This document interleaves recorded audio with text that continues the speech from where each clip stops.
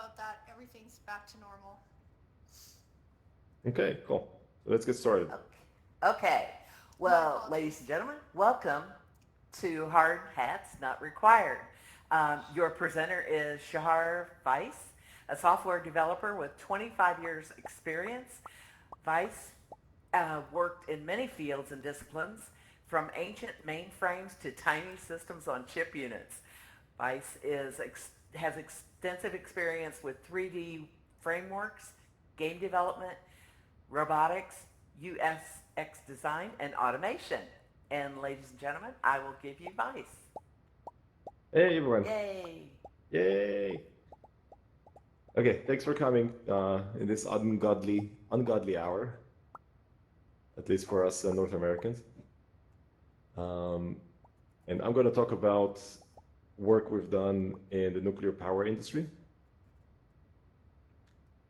Um, I'm just going to turn off mute and we'll see if this works, okay?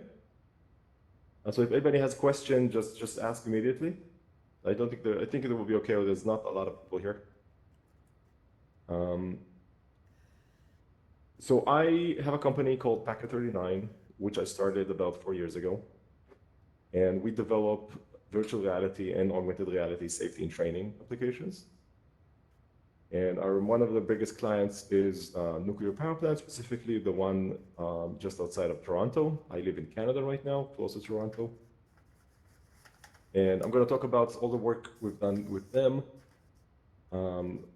and how we did it and why we did it. And I think it's interesting. So let's dive right into it. Let's see if I can advance the slide. Okay. So this is an aerial shot of the nuclear power plant. If you can see the little cylinder things, that's the reactor cores. There are actually 4 of them. There are 2 cylinder things for each core.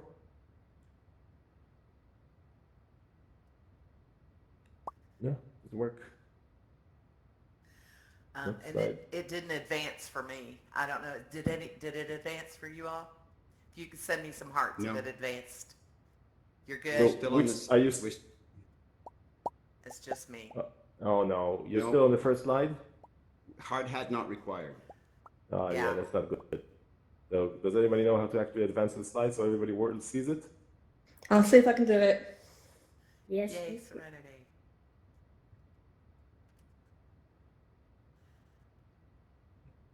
There you go. Oh, okay. So next one, please. That's good. There we go. Good. So the nuclear power plant had a problem. To get in and out of the reactor core, you have to go through an airlock, very similar to a submarine or a spaceship airlock. It looks like this. You can see there's quite a lot of machinery and knobs and handles and levers on it. What's the name of the person in charge of the slides, please? It's me, Serenity. I'm Blue Robot at the front here. Blue robot. Okay, can you next, please? Blue and Yellow Robot. Serenity. Serenity. Thank you. Can you hit next until stuff shows up here? Are we getting anywhere? Yeah, there's some more things appeared on the screen. It's slide 3. Do you want the next one? Oh, I can't see it. Okay, that's great. Okay, whatever. As long as we're on slide 3. So the reactor core, to get in and out, there's an airlock, and the airlock is pretty scary. There's a lot of levers and knobs involved, and it's a very tight space. And they had instances where people had panic attacks when they went into this thing. Next slide, please. Question. Yes. So that takes out radiation when you go in, well, out, sorry. It doesn't take out radiation. It just makes sure that everything, Yeah. the radioactive stays inside. Yes. Yeah. It's a containment system. That's correct.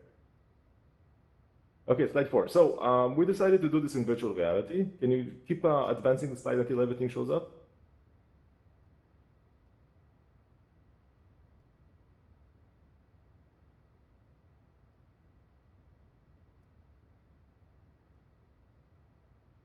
And we decided to make this in virtual reality, and we 3D scanned the airlock, and we made a three-dimensional model, and we put it in VR, and you can pull the levers, and you can open the door, and you can walk inside of the airlock, and you feel the confined space inside. And it worked really well because people were actually scared to go into this thing. And the funny thing is that there's a little ledge at the bottom where you have to step over it, and pretty much everybody who's did this in VR actually raised their feet up and stepped over the ledge to get inside, even though the ledge was not really there. Next slide, please.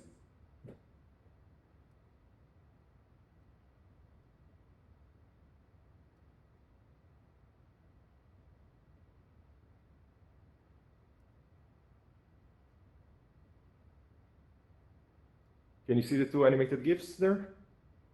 No. No. Serenity, can Just you the hit green next until you see screen. two videos?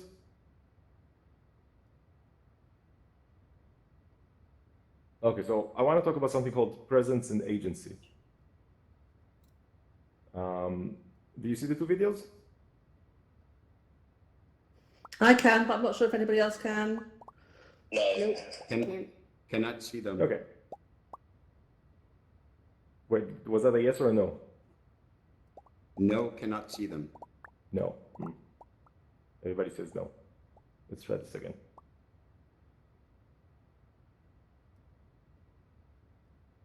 Yes, yes, please, Donna. Room reset.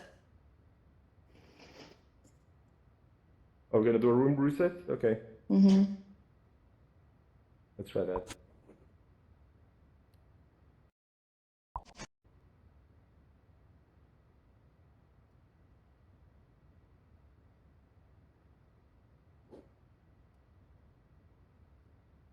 Okay, everybody's popping back into existence.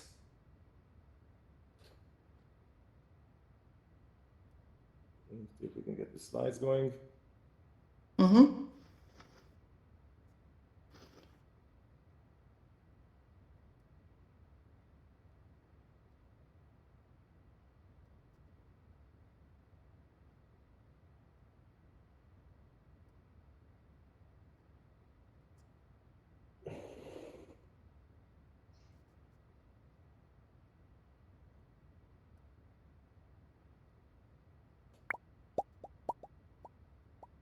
Okay, can see slide 1.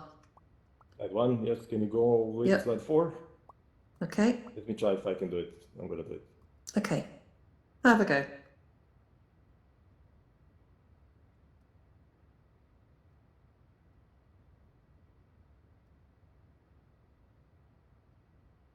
Oh, we did slide 4 actually. Okay, does everybody see So we this? can only see the first slide. Yeah, One still- second. Still seeing slide Okay, one. you guys, excuse me, since I How's did that? the Can you all reset, see slide 2 now? See slide 2.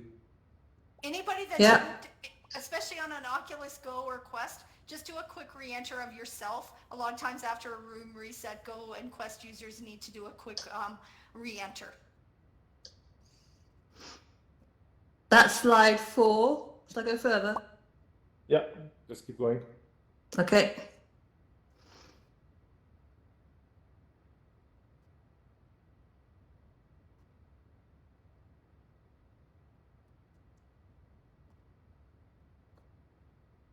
Keep going until One stuff appears second. here. Yeah. Yeah. There's the 2 GIFs. How's that? Okay, I don't see it, but it's fine. Yeah, we can't see it. Oh, damn it. Can't see the gifts.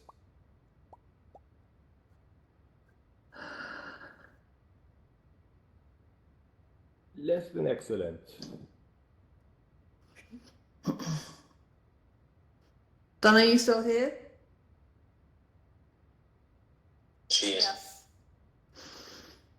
I think most people can't see. I can see the GIFs. I can see presence and agency. Even I can't see it. Can you move Okay. past the gifts? I'll try.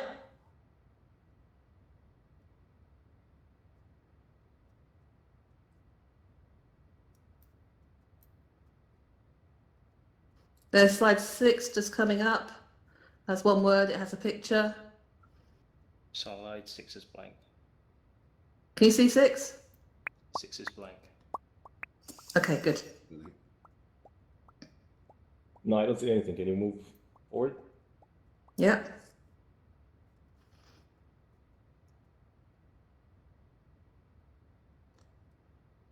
Do you see anything, Shachar? Nope. Not Do you want to try re-entering? We Sure. can't see it either. Oh, okay. I'm gonna try to re-enter though. Let's see if that helps. Yeah.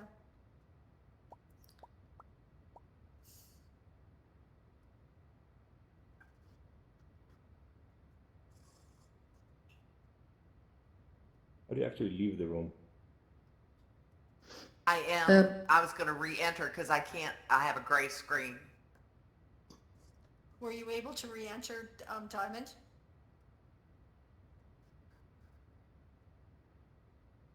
Oh, there we go. Sometimes after you click it, it takes 15 or 30 seconds to initiate. I've been having that problem myself. Yeah, I re-entered. I still can't. Actually, hold on. Now I can see it moved, but it's still blank. I think we should all have a screaming session. Could we just go, ah? Everybody on mute and everybody give a good, ah! I think if nothing else, it would relieve a little of this tension. My humble apologies.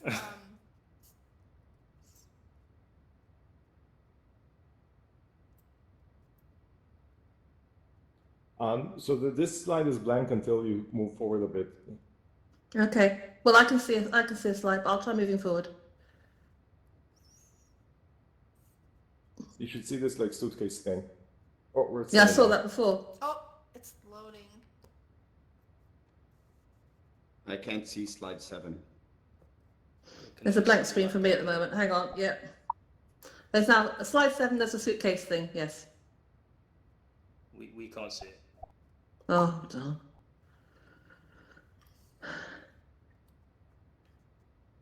Loading.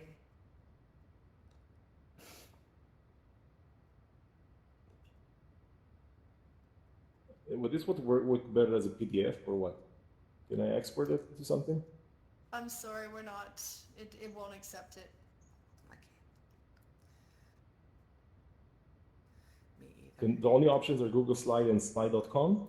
Yes.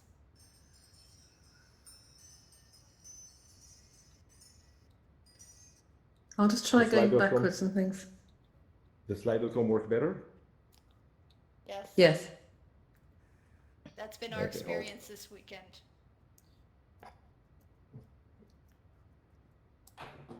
Let's see if I can get slide.com up the way.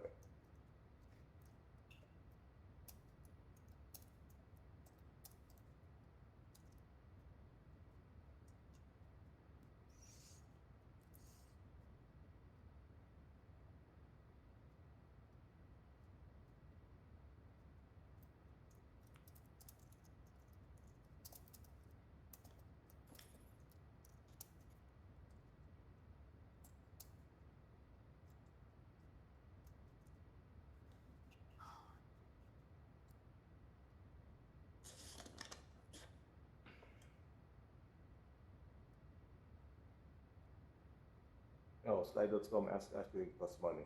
Okay. Pre-plan. Okay. Okay, we can see slide 4. Yeah, I went back.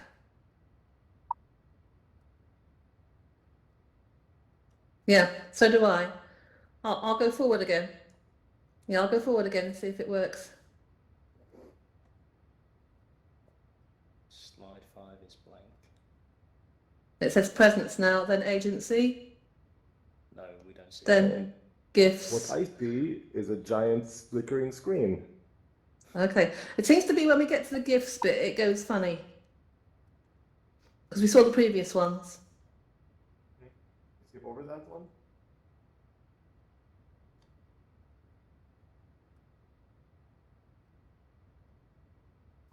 Any chance you can delete the GIFs out of the presentation? Hi. Maybe that will, Do you guys see slide 6? It's got two Oh my pictures on God. it. No. Okay, so it's anything past the gifts, I think. Nope. Okay, let me delete them. Okay.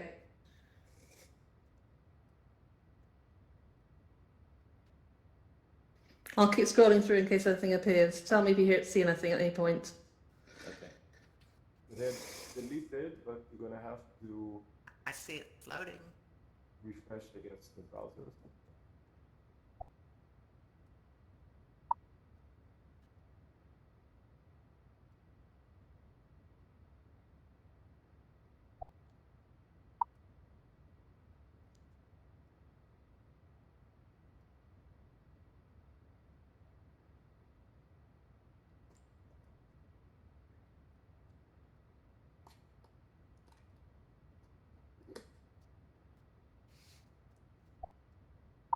Okay, we see slide 8. Slide 9 is not. Okay. I It hasn't got anything on it. saw- There's slide 8.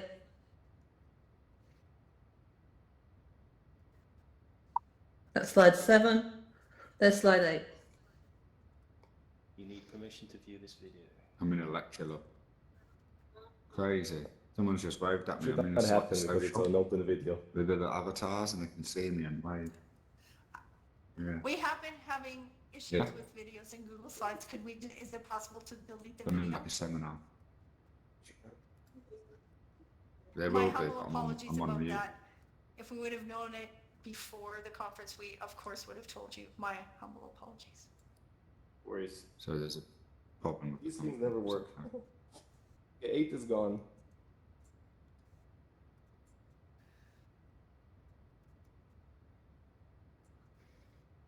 Okay, slide 9 is blank. At this point, I just see a black screen. I don't need it to see. It's got. Can you see this? No. Okay. Slide 10 is also blank. It has things that pop up on it. Okay. The first screen is always blank, but it has things that pop up.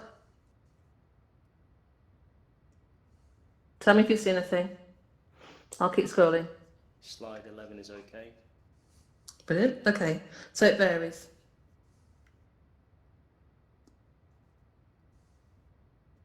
I think it's the ones that have things that pop up. There seems to be problems with as well. See if I can just remove all the transitions. Hmm.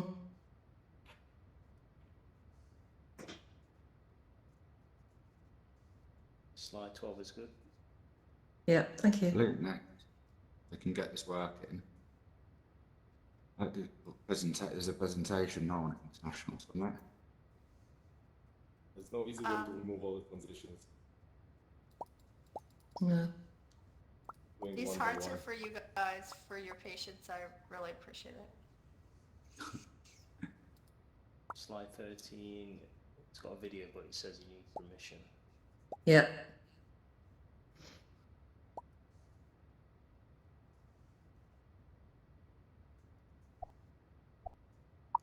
Slide 14 is good, but it's video. Yeah. Slide 15 is good.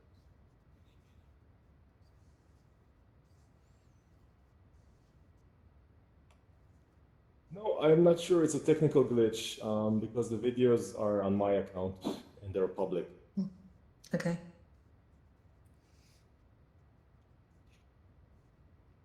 Probably something to do with the mine type that this weird browser is sending. Hmm. Oh, and I have a laser pointer now. No?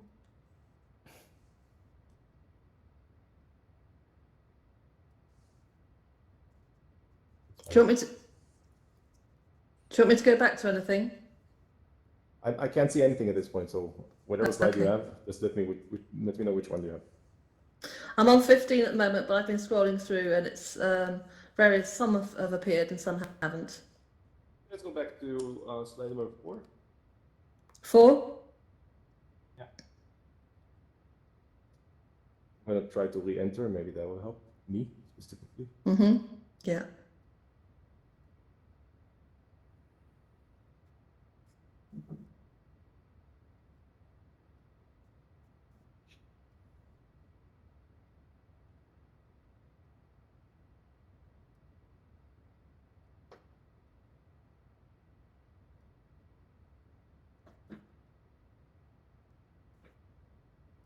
Nearly there.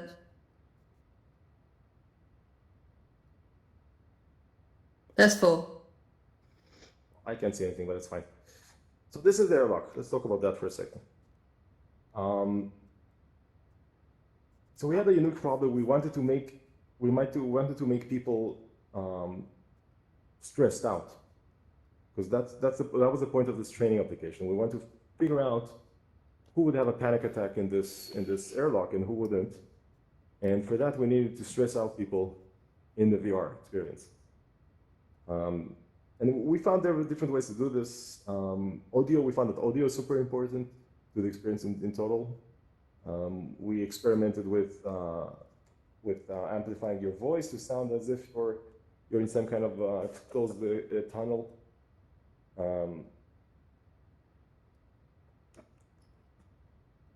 And you have to operate the levers and the buttons there. They react to you, so you have to pull the lever. You have to do things in the correct order for this to work. And this was actually pretty effective. People reported that they felt stress of a confined space when they walked into this virtual airlock. So that was a fun project. Can we skip to slide number 7? Mm-hmm.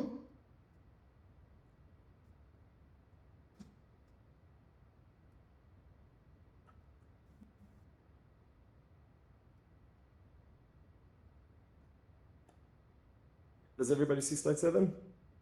It's getting there. There's 7. So this is another project, a suitcase thing. It's called Hot Bonder, and it is used to fix materials that are made from carbon fiber. And something with carbon fiber needs to fix. It's not that straightforward. You can't just put glue on it. There's a whole procedure that you have to do, and this machine helps you to do this procedure. It's not entirely important what this machine does, but what is important is that this machine kind of runs into a few of the limitations that we have in VR, namely that the resolution is still not great. That means that small text and small buttons are hard to see and hard to read.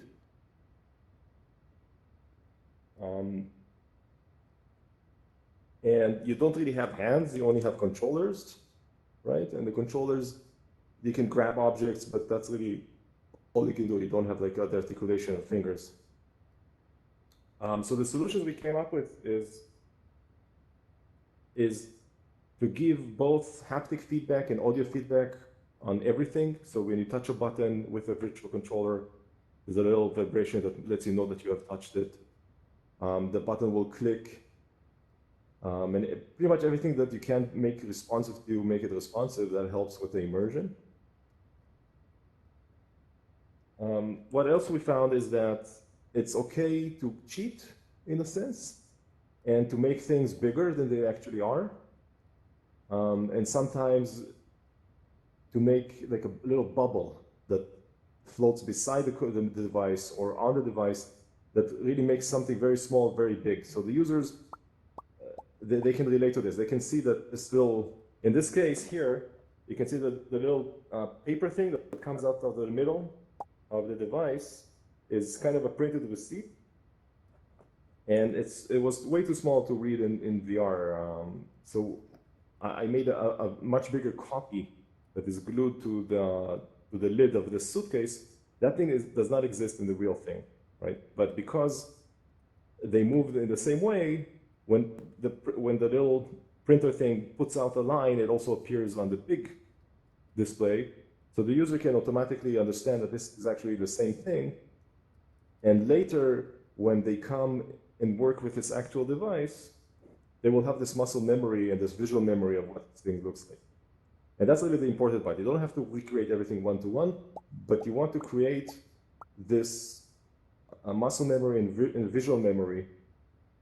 And sometimes it's okay to do it in kind of roundabout ways, or you're kind of cheating a little bit.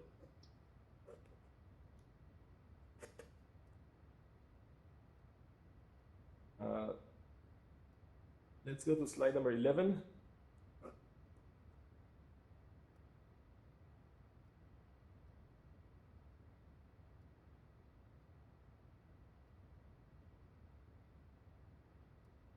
Getting there.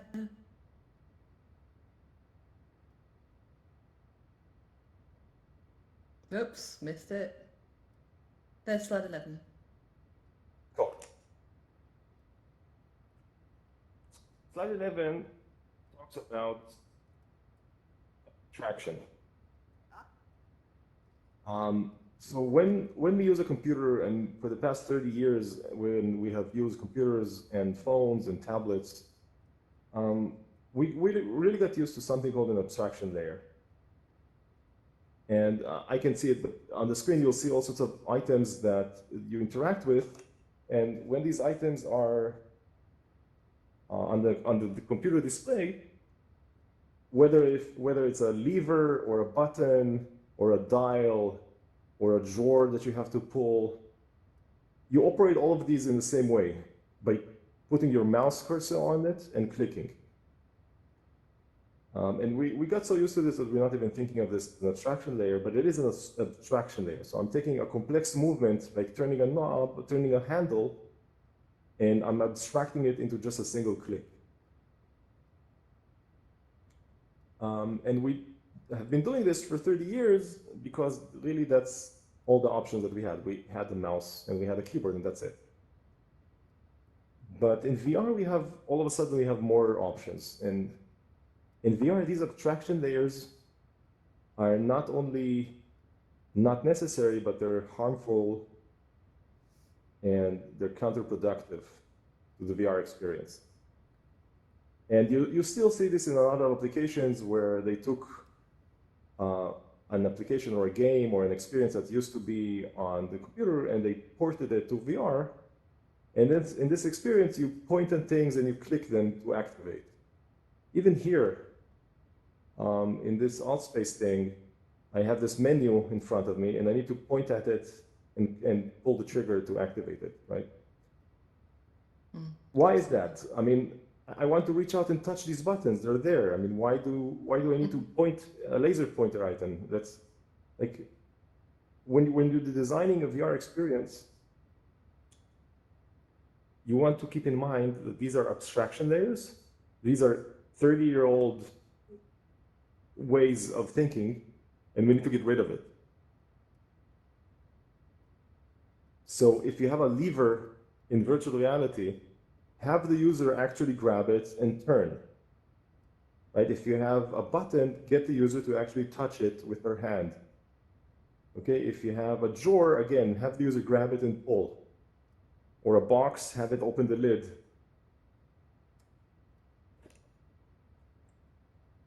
Next slide, please. There's 12. Yep. So again, this is the airlock. You don't have to play the video, but do you see the image? I do, not sure if anybody else does. Yes. Fantastic. Okay, good. So this is the airlock again, and the airlock has a lot of components to it. There's the levers, then there's a door handle, and all of these components. By the way, after all of this, you can go to the public link for this presentation, and you can actually play all these videos. But the thing about not abstracting is that it's actually quite a lot of work. And let's talk about, anybody here has played like computer games ever? Most people, I guess, have played a game of some sorts. Yes. Little. Yeah, so think about the standard treasure chest in a computer game. So the player finds this box of goodies, of loot, right? And he points his mouse on the box and he clicks on it and the box will open. And then either he points again and the box will close, or it will close by itself after a certain amount of time. So as a game developer or as a developer, you have a 3D model of the box, and you have a single animation of the box opening. And then you can play that same animation, you can play it in reverse and have the box close. And maybe there's also an audio file that makes the box like creak a little bit, like a wood box that opens. That's pretty easy. In VR, things become a lot more complicated. So let's say the user walks up to this box and he grabs the lid, right? And he opens it. But what happens if he opens it halfway and lets go? If he lets go now, like what happens to the lid? Does it fall back, or does it stay there? The audio should be different if he opens it fast versus slowly, right? What happens if he picks up the box and flips it over? Does the lid like dangle there and fall and things fall out? So from a system that had one 3D model and one pre-made animation and one audio file, all of a sudden you have a system that has physics in it and an audio that needs to be generated depending on what speed you're opening the lid, and a billion other things that you need to think about just for this one box. So not abstracting is your goal when you develop a virtual reality experience, but you also have to keep in mind that not abstracting is a lot of work. So you have to pick your battles carefully.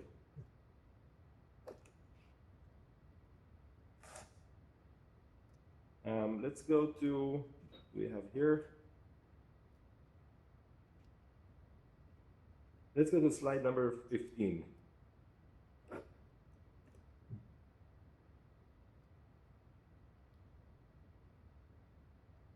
Oops, I'm back. Slide 15. Right. Again, you don't have to play the video. But if you look at the thumbnail or the image for this video, this is a video I made a few years ago for hand tracking. Has anybody here tried the Quest hand tracking? Not yet. Or hand tracking in general? Okay, cool. No. So hand tracking has been around for a while. Quest did not invent it. There were other devices that did it. Specifically, a little camera called Leap Motion, not to be confused with Magic Leap, totally different companies. So the Leap Motion was this little camera that was released many, many years ago, even before VR became popular, that did hand tracking. So it tracks your fingers and your hands and everything. And if you put it on your headset, it can track your hands. Yes. Hello. Hey. So if you put it on your headset, you can track your hands in VR, exactly like the Quest does now. So hand tracking is great. That's cool. And now you're muted.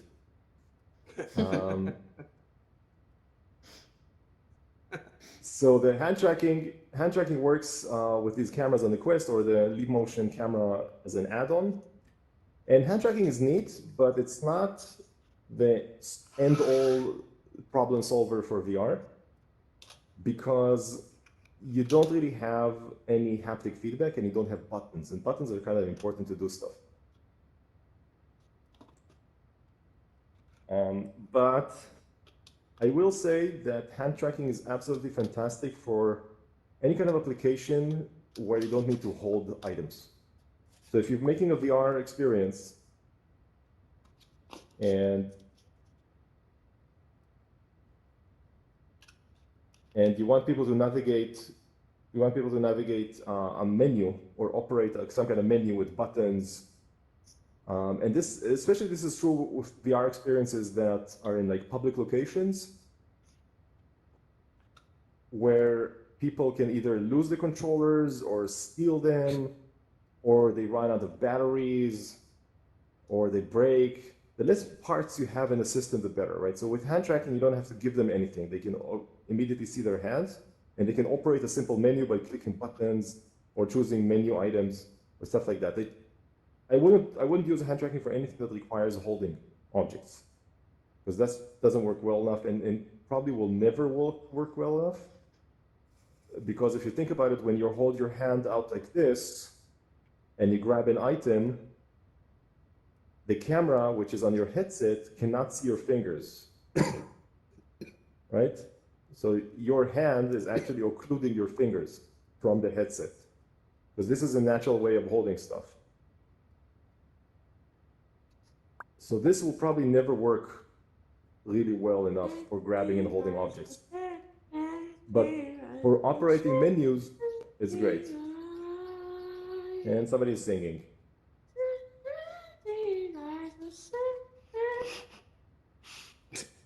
And you're muted too. Thank you very much. Yeah, I'm gonna mute everybody.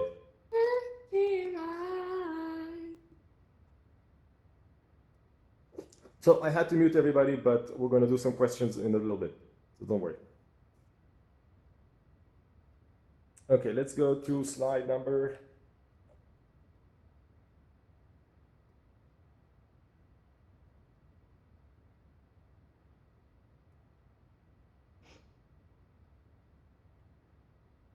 22. Let's go to slide number 22.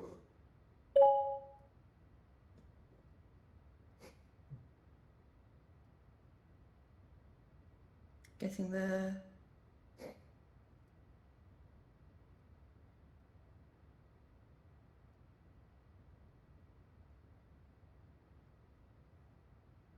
Lots of bits to this one. Nearly there, hopefully.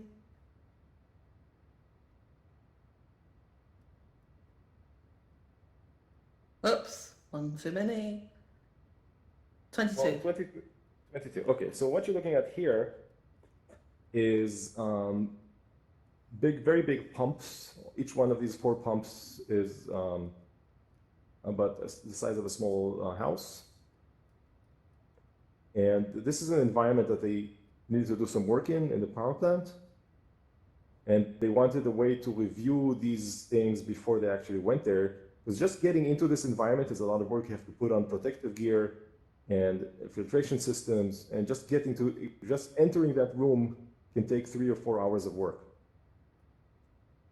So we 3D scanned the whole room and we put it in VR. And in VR, they can easily zip about this space. They can do measurements. They can ask, okay, what's the distance between that point and that point? Because we need to know if we can fit a piece of machinery in here. So I want to talk a little bit about 3D scanning because it's very useful for the work we've done, and it's very useful for VR in general. So 3D scanning is the method of taking something that exists, like a room or an object, and translating it into a 3D model that you can then put into virtual reality or really into any kind of a digital application. There are different ways to 3D scan, and there are actually ways to do it very, very cheaply, just using a camera. I do this all the time, and if you want to know more about 3D scanning stuff yourself, you can come and talk to me. It's actually a hobby of mine. I did photography for many years, and now I'm doing 3D scanning. I work with museums, and I go to all sorts of interesting places, and I 3D scan stuff. It's a lot of fun. In this specific instance, this was scanned with very expensive and special equipment. It's this little thing that sits on a big tripod, and it sends a laser beam that's spinning around the room. And it scans everything like this, and you have to do it many times. It takes many hours. You have to do it many times across the room, like maybe 50 or 100 times. And it will build this very detailed 3D scan of the environment. And then you can take that scan and you work on it with 3D modeling tools to make it smaller so it actually works in a VR headset. And by smaller, I mean less polygons. And then you put it in VR and people can experience it without actually going there, which is pretty neat. So I think that's about it. You can skip to the last slide, that's 25.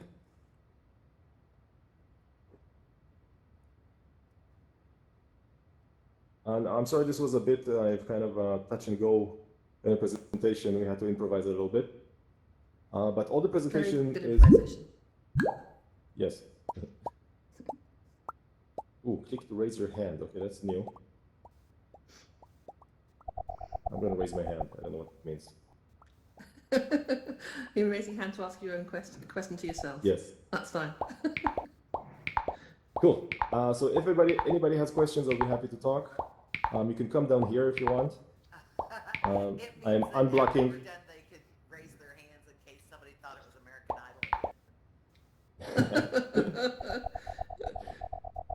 I unblocked the stage so you can actually walk on the stage now if you want. Okay, that might work. Yeah. Okay, Um, well, we can do that. So- Oh, you did? so who here? I'm interested to know how many people here have a VR headset right now on them. Okay, I have cool. one in my You're bag. using That's not on me. that doesn't count. Does not Okay, count. sorry. Okay. And which headset is it? Is it like a Quest? I have the Quest. Yeah, the Quest. Does anybody have like a PC headset, like a Vive or a Rift? Cool. Yeah. Okay. And people who have VR headsets, do you use it mostly for gaming or for educational or something else? Outspace for me. Mixture. And a bit of Beat Saber. Beat Saber is a good one. Yeah. I just got mine Oh, 2 sorry, days ago, James. so I'm new. Oh, new guy. Okay, welcome to the club. Thank you. Cool. Yeah. So social VR. That's cool. So yeah, VR is it's going slowly, but it is going. It's going to take a few years before it becomes more mainstream. And as a developer, it's both very exciting and very frustrating. Just living on the cutting edge means you get cut a lot. A lot of the tools, even this, a lot of the tools, right? They don't really quite work that great at this point. There's a lot of flux also. The headsets change often. The software tools change often. The bugs change often. So that's where we're at right now. Everybody has questions?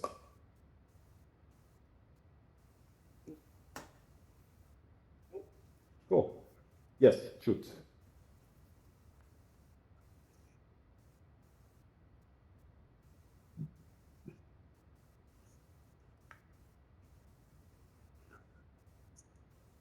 Yeah, so the iPhone was actually a unique event.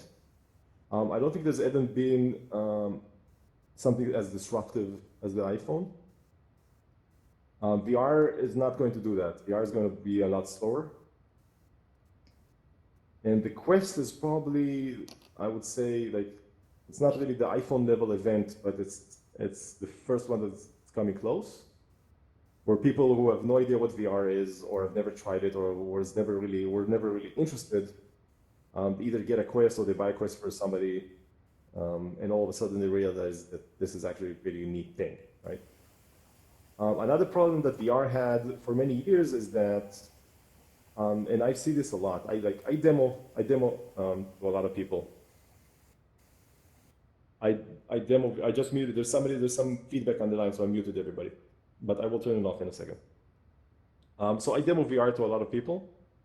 And in many cases, I see people who tell me that VR is kind of useless. They're like, yeah, I tried VR. I don't really see the point. And then they try either the Vive or the Quest or something. They try a real VR headset. And they were like, this is amazing. This is the best thing I've ever seen in my life. And then turns out that the VR that they have seen was actually a 360 video running on a Google Cardboard. And they thought that that is what VR is, right? And to be blunt, 360 video is garbage. And the Cardboard VR headset, the Google Cardboard, is garbage. And it actually did a lot of harm to VR because a lot of people thought that that was VR, and that's it. And only when they experience a real headset, like the Quest or the Rift or the Vive, that they realize that VR is actually a pretty amazing thing. Hey. So any more questions? Me.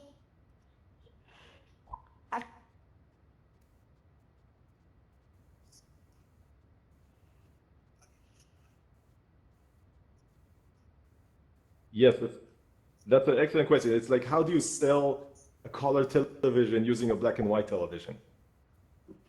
So the best way to do it is making a mixed reality video. You've probably seen these where you have you see the actual person. The person is shot in a green screen or in a green room, and you can see the actual person with a VR headset, and overlaid on him is what he sees in the VR experience. That's the only thing that really comes close of conveying what the VR feels like outside the VR, just using video. Even that is not great. And also that is actually pretty complicated to produce. You need a green room, and you need special equipment, and you need trackers. It's like a whole thing. It's like a really complicated thing to do. It's not really something you can easily do at home. So to answer your question, there isn't a way. That's why VR adoption is very slow. You have to try it for yourself to get it. Yeah, and Shachar, there's no, sorry. yeah. I'm sorry to interrupt. We've got another event that'll be in here in just a few minutes. Sure. And so we have a social space Okay. for participants and for you if you've got time. Yeah, I do. So if we can move there. Spend some time with you. Would that be okay, everybody? So we'll move. I'd be happy towards to do the that, yes. stairs in the back. Thank you so much. Let's give Shachar a big, huge hand for his patience and you all too. Thanks, Shachar. That was awesome information. Okay. Thank you. Back here towards Let's the go. space. Shalom, shalom. There's Shahar. Very interesting. Follow Excuse me? me. Thank you. Excuse me? Yeah, come on, come on. Can I talk with you? You can, but we need to move out of the space first. Yes, I need to come this way and out. Okay. Can you guys go outside, please? Let's go here. Let's go here.